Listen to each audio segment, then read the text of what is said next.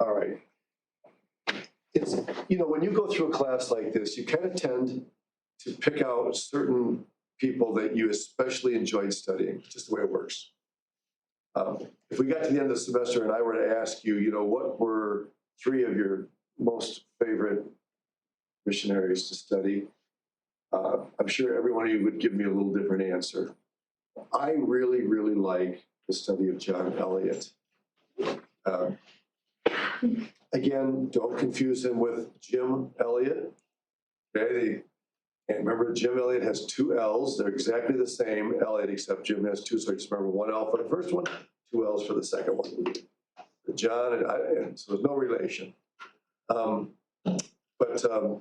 this guy, I think, given the situation he's living in, the mindset of that time, the colonial push and all that, I really feel like he had some good biblical sense. He wasn't perfect, okay? And let's see. Yeah, you did read about him and David Brainerd. There are some things about him. One thing, in fact, if you could pick out one thing about John Eliot that you would say he got wrong, what was it? There's one thing she mentioned specifically that but we're not surprised because most everybody got that one wrong. Anybody happen to remember what it was?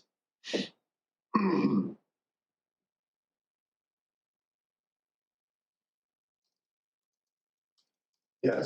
I'm probably wrong, but do you add stuff or you said it last time I had class, but they take stuff from pagan religion and add to Christianity? That's somebody else. Syncretism, yeah, that wouldn't be a problem with him, but that was a problem. The Catholics were really big into that. The thing that she mentions is the idea of what we said on the quiz, having to Christianize a land. So when he worked with the Native Americans, he, as we'll see later, he actually tried to separate them into colonies of their own, towns of their own, but they were very European-looking towns. And again, I don't cancel him because of that, because everybody was doing that. But it is something that he did. So let's talk about John Eliot, just an interesting individual. He was born in England in 1604. Think about that. The Reformation isn't even 100 years old yet. And when did the first Europeans arrive in America? Let's get some context there too. You remember that from your American history study, Miriam? You're an expert in American history? Yeah. Most Americans don't remember that stuff either. Does anybody remember some of the early dates of people coming in from to the New World, so to speak? You guys study American history? Yeah, but I don't remember. Yeah, okay. What's one of the early settlements? Can you remember the name of one of the early settlements? Remember Jamestown? I actually visited Jamestown with my family when I was a kid. We went on vacation there. You're talking about way back like 1620, 16. There's the Massachusetts Bay Colony, the Plymouth Colony. We're talking early 1600s, 1609, 1620, dates in there. He was born right when that was all beginning to happen, okay? And of course, he's going to minister there. That's why I'm bringing this up. Graduated from Cambridge, okay? What's the other famous school in England? Is it Oxford? Oxford. So he ends up making a trip to Massachusetts. Now, does anybody remember why he left England? He really hadn't planned to. He didn't have this call to be a foreign missionary or something like that. What was going on in England that he did not agree with? What made it hard for him to stay there?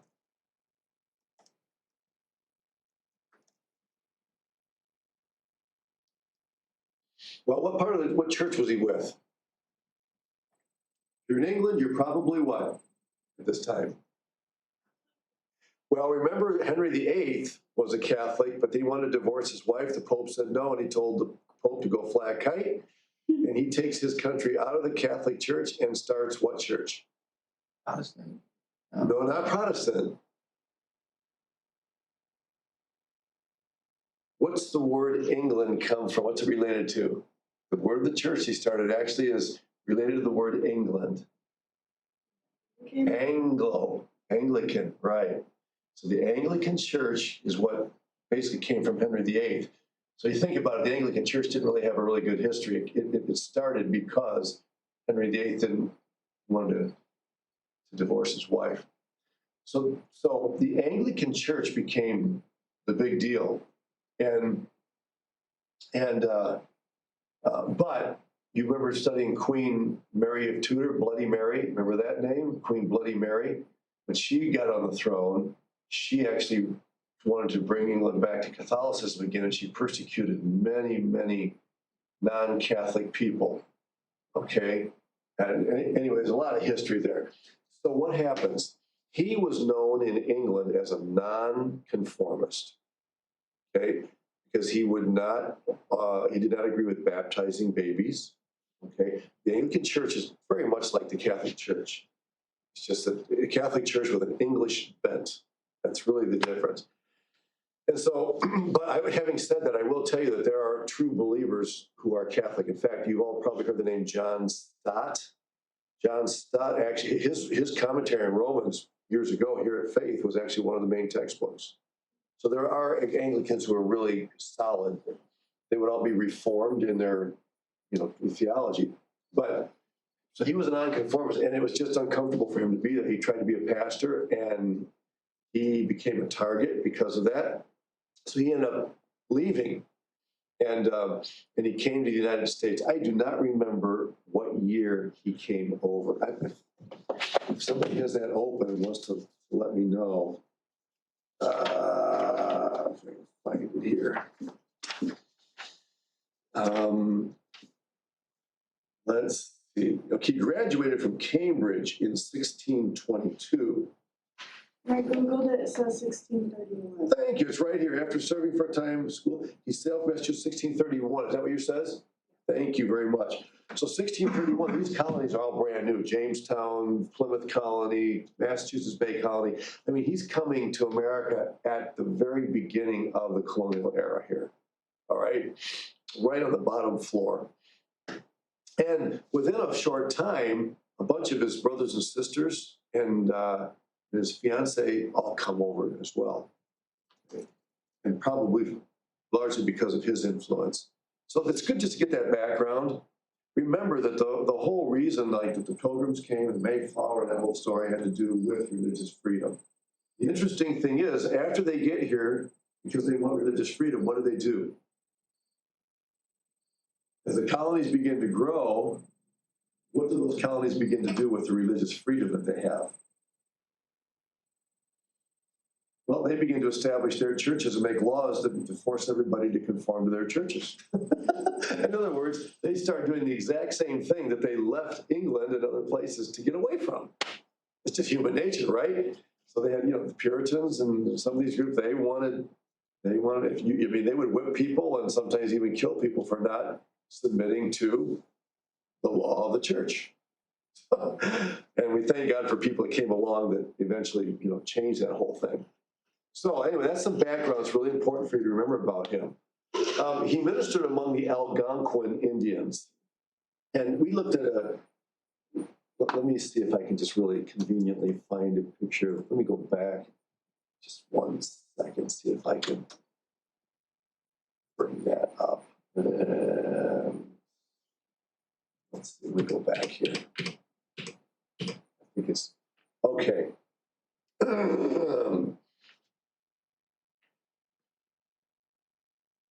There's so many packed in. I don't even see the Algonquins on this one. Oh yeah, right there. Okay, up in this area. Okay, so you're really right on the border of the colonies and Canada.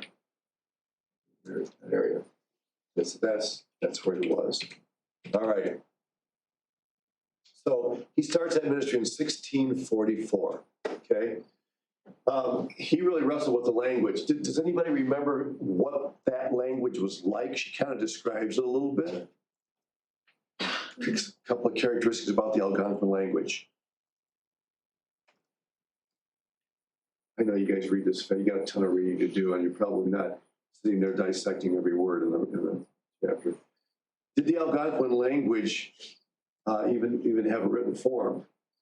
No. Wasn't this the language that they spoke with like guttural sounds Yes. and things, and so it wasn't even like words per se?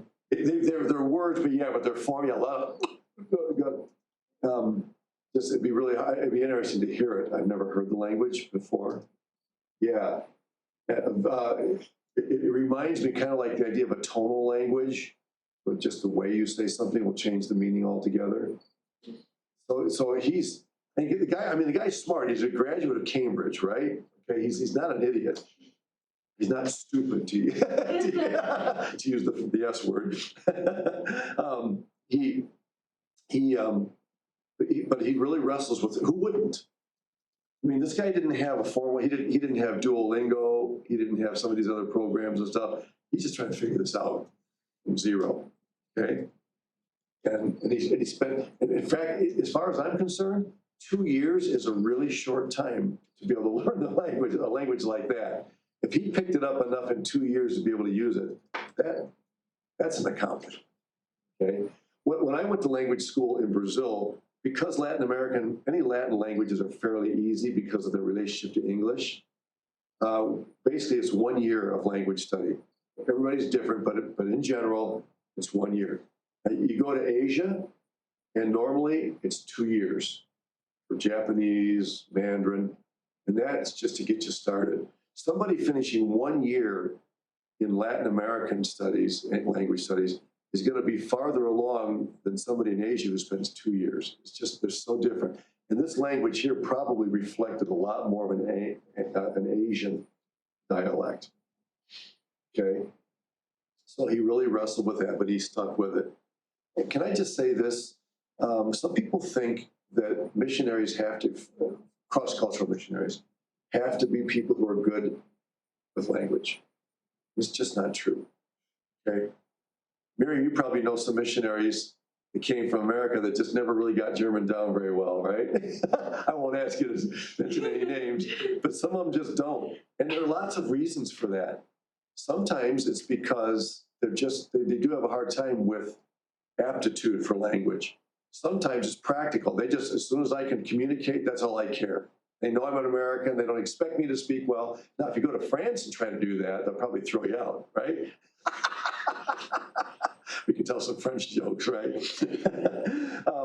Because I had a colleague in Brazil, and he's still there. He's in his 80s. Never really got the language down well. But people loved it, and he ministered to doctors and lawyers. So anyway, so here, and look what he did. First Bible printed in the New World that we know of was an Algonquin Bible. I mean, just amazing. And there's the typeset there of notice it's published by Cambridge. And there's the date at the bottom. Can anybody figure out that Latin date at the bottom? You guys familiar with those Latin characters? I can barely even read Roman numerals. MDCLX III or 111. Yeah.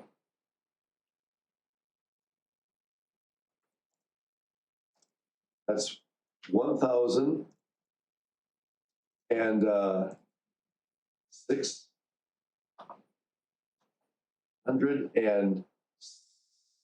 668. Okay, so I thought that was pretty cool. I'm pretty sure of that. And by the way, he didn't just do a Bible translation. He also translated some commentaries and other things that were helpful. How would he translate it into their language if their language wasn't even written? That's a good question. How do you do that? They don't have a written language. What do? You have to actually develop a written language. You have to like teach them to read it and write it too. Yeah. It's absolutely phenomenal to think what they did. And one of the biggest challenges, we'll talk about this later in the semester when we talk about Cam Townsend and Wycliffe and some of those guys that did Bible translation. One of the biggest challenges is finding out what alphabet would serve as the best foundation for the language. The tendency would just be, okay, A, B, C, D, E, F, G, H, come out with our alphabet. But some languages don't work well with our alphabet. So he would have to figure out what to do about that. It's not just a matter of phonetics. You could take the words and spell them out phonetically using the English alphabet. Which, by the way, as you know, our alphabet isn't all that phonetic, right? We have a lot of words that don't sound like they're spelled. That's true in German too, right? Big, long words. Oh yeah, but you pronounce them as they're spelled. Do you? So it's more of a phonetic language. Was that hard for you when it came to English? Of course, you kind of grew up speaking English too, didn't you, somewhat? Yeah, well, not really, but we grew up learning it in school, so it was Okay. yeah. Yeah. Make it easier. I feel sorry for people who have to learn English. I really do. It's hard. It's very. All right. So he has this idea that he wants to establish praying towns, he calls them. And now here's an area where I would disagree with him, okay? He thinks that the Indians need to be separated. It's almost like a Protestant view of monasteries. Monasteries, Catholic guys go there to separate, to be pure, to grow. He's basically establishing monastery towns for the Native Americans. That's really what he's doing. And the first one was at Natick. Yeah, Ellen? I think in a sense though, sometimes it is necessary to have a level of separation when you do come to Christ, but you live in such a pagan environment. Yes, although Ella, I would say this. I think that part of the idea of the local church is to serve as that insulation. Obviously, local churches only meet occasionally, although I think in the early church they met more frequently maybe than we do now. And that was part of the idea, I think, of the Lord Jesus in even establishing local churches, was to give people that time out, if you will. But he's doing it on a large scale, full scale. And yeah, the pressure back in the tribes would be tremendous, and he's competing against that. So I'm not necessarily against what he did, but I'm not sure if it was the healthiest idea. Sure. But again, he's kind of working alone. It's not like he's got it's hard. And he established 14 of these towns, and there were, I forget, like 1,100 people, 1,100 Indians that were part of these altogether, a little more than 100 on average per town. And he made them very European. And the fact is, these believers, these Indians, Native Americans, they weren't really comfortable with the European look, but they didn't understand. They just believed that he was doing the right thing. And they were kind of convinced. If he's convinced that they need to be European in order to be Christian, then that's going to filter down to them too. So what happens? Things are kind of cruising along here. We get these towns going. Then what happens? Something really, really, really sad. She calls it in her book the greatest disaster in the colonial period.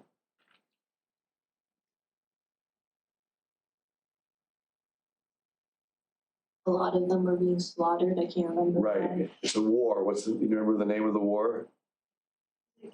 King Philip's War. Philip is not his real name, okay? It's an Americanized name given to him. But yeah. Okay, I'm sorry, I'll come to that in a second. I forgot this. He did translation work. Okay, I talked about translation, but he was criticized for translating the scriptures into the Algonquin language. Why? What would the colonists have against that?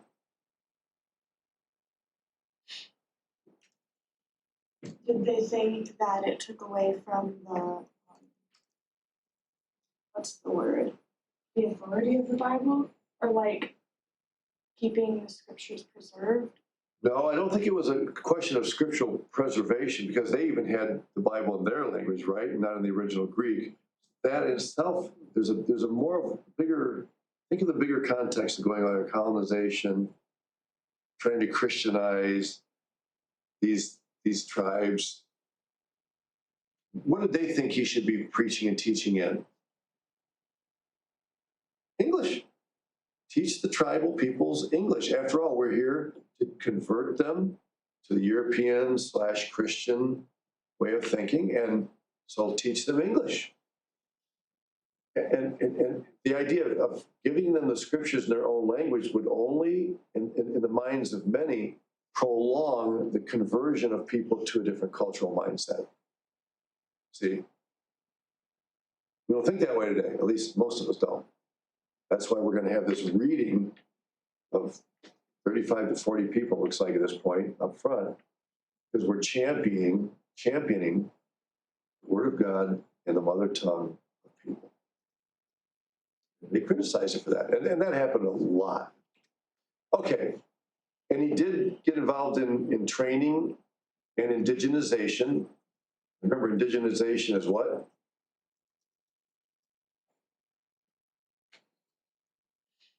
The word indigenize literally comes from the word, it means out of the ground, of the ground. It's that which is native to that area, right?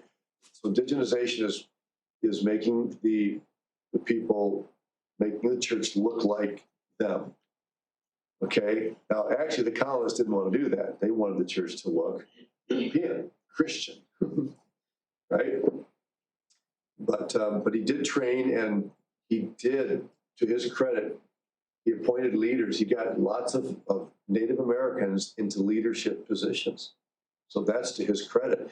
Most of the colonists would have said, don't do that. We need Europeans to be in charge of these congregations so we can show them how to do this. And he indigenized. So even though he was in favor of the European look in these cities, this is to his credit here. All right, King Philip's War, what a disaster. I've got a little, let me pull up this second here. Are they gonna make me sign? Yeah. Oh, just a second.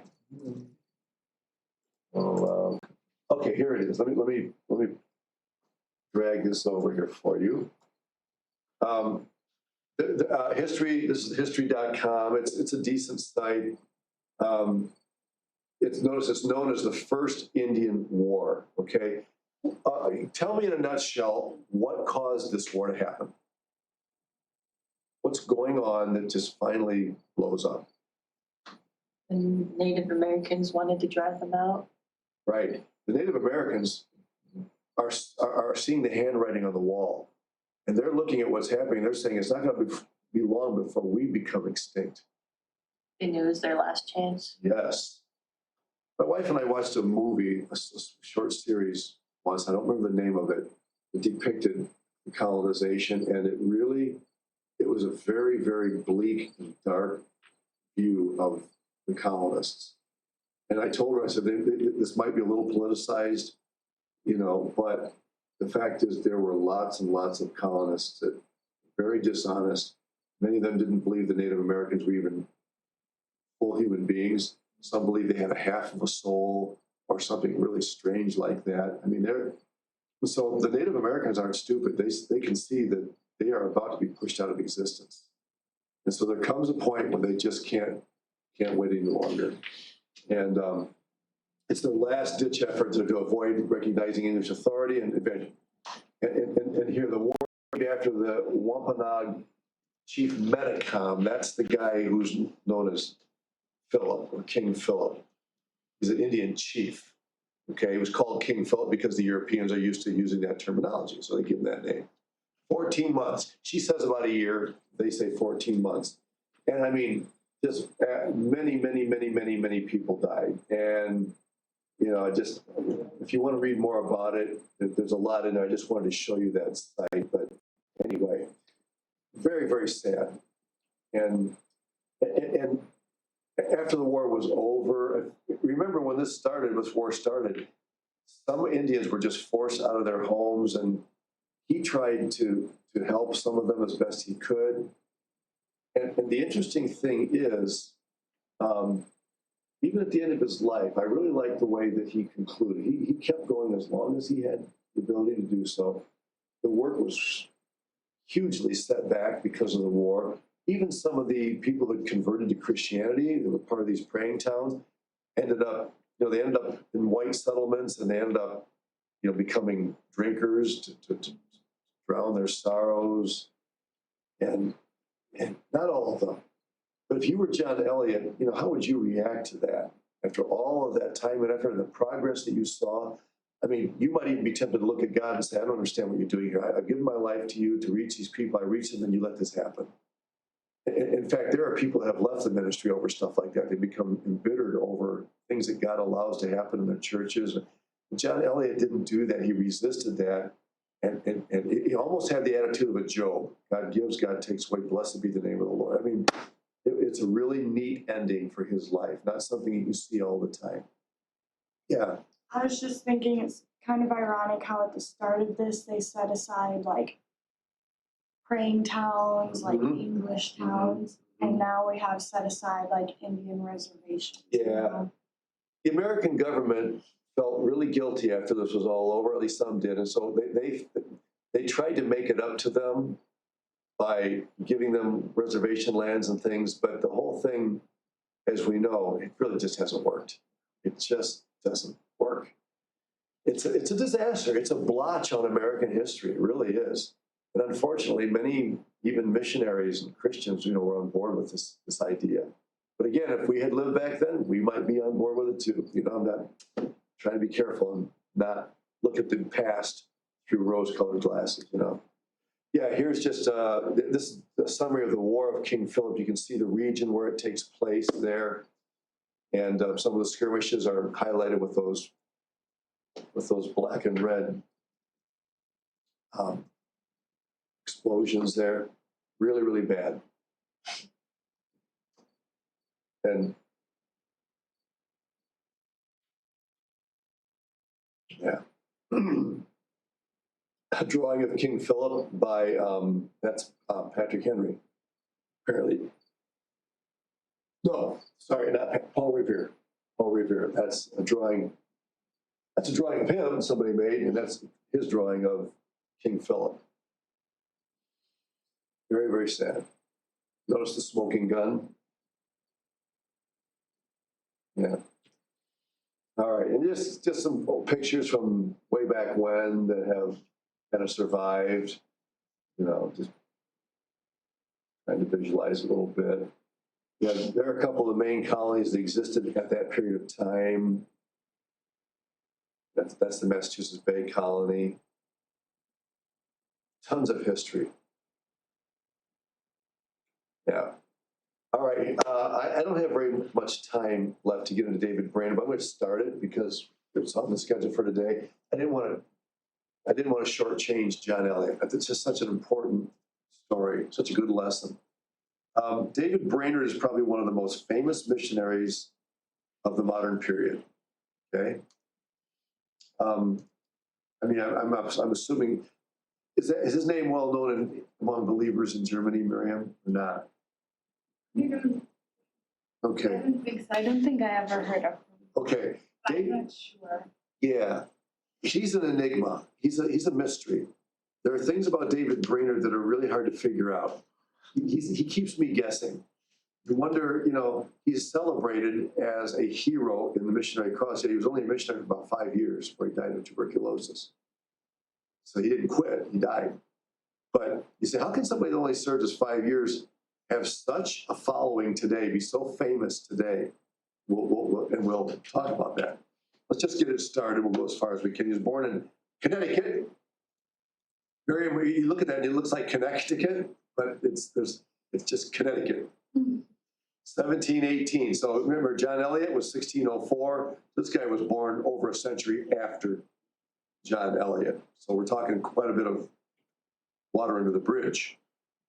What was the spiritual climate of his day?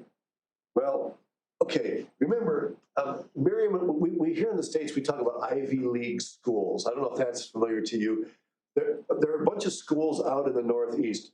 You have Harvard, Yale, Princeton, all those schools.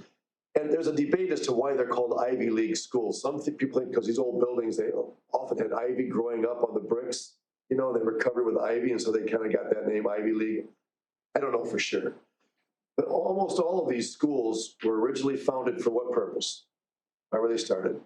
Like Christian training. Yep, they're like seminaries, like Bible colleges, seminaries to train people for ministry. one of the first ones was Harvard, and that was started in 1636. Okay, so it was almost 100 years before Brainerd was born. But it didn't take long for these universities to start becoming cold spiritually. They lost their zeal. And they started introducing ideas that really weren't biblical. And so there was a spiritual lethargy, apathy. And so when he goes to college, he encounters that, he and others. They're already feeling it in the schools. Now, before we get to his college education, he did have tragedies at home. His own family, his parents. I mean, there were a lot of people that died. I don't remember what the average age was during the colonial period, but it was like if you lived it to be in your mid-50s, you were considered to have lived a full life. because of all the diseases and everything, and just natural things. So to live into your 50s was not a. Jonathan Edwards died at, I think, 58, one of the most famous of all theologians in American history. So there a lot of the infant mortality rate was very high. Think about it today. Babies live because there's so many things available. C-sections were not possible back then, and all that stuff. So he went through a lot of that, early tragedies. So, does anybody remember from your reading where he went to college? Yeah. Yale. And Yale was one of these Ivy League schools, and it struggled with a coolness spiritually. Okay? It was a Christian school in name. So, there was a group. Now, does anybody happen to remember? Have you studied this? Did we study the Haystack Revival already in here? Samuel Mills, right? That took place in 16, oh dear. No, that's later on, sorry. Okay, scratch that. Anyway, there was a group of students on campus at Yale and other schools like Yale that really wanted to see revival among the student body, okay? And they prayed and they got together and they did Bible studies, but unfortunately, most of them were young, they're college students, university students, and many of them, in their zeal to see revival, became very critical of the schools, the faculty, the administration, and this guy was one of them. Does anybody remember what he said that got him in trouble at Yale? What happened? He said he said to a professor that the professor had as much grace as a chair. Yeah, that's a weird statement to us. Apparently that was something that was, a saying back then. So the idea was that these professors are just as boring as the day is long. You have as much grace as a chair. I mean, that was a slam. And he said it in the class. Now, to the school's credit, they called him in. They gave him an opportunity to go back and publicly confess in front of the entire class to the professor. They didn't have to do that. And what did he do? What was his response? I do not regret what I said, and I'm not going to apologize. Result? Open the window, throw him out. He's done. They threw him out.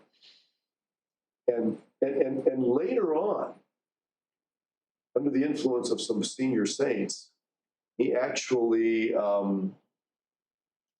kind of changed his mind, kind of resented repented of what he'd done. He went back to the university administration and said, I'm willing to apologize. And they said, too late, you're done. His influence had spread, okay? And so he's done. How old is he when all this is taking place? Early 20s. I don't think he was 25 yet when this happened. So Brainerd, and another thing about Brainerd is he really struggled profusely with what? Thinking of his personality, what did he really wrestle with? His temperament type. What was his biggest challenge? he was very melancholic. And I don't know how you guys are wired here, but he was, in other words, very introspective, deeply, easily given to depression, things like that, over analytical, that kind of a person. Maybe some of you in here are like that. I tend to be that way. I am always very, very introverted. Okay. And as a result of that, he really struggled with discouragement and depression when things didn't go well. Okay. Well, we'll have to stop with that for now, but we'll come back to that on Monday. So again, Friday is yours. Do what you want with it. And Monday, we'll start sharing with you the report. You can bring it on a PowerPoint, or you can, if you want to email it to me, whatever you want to do. Okay. Thumb drive, you got a thing right here you can plug it into. Thank you, everybody. The rubric is just there in the syllabus, right? Yep. Yep, it is.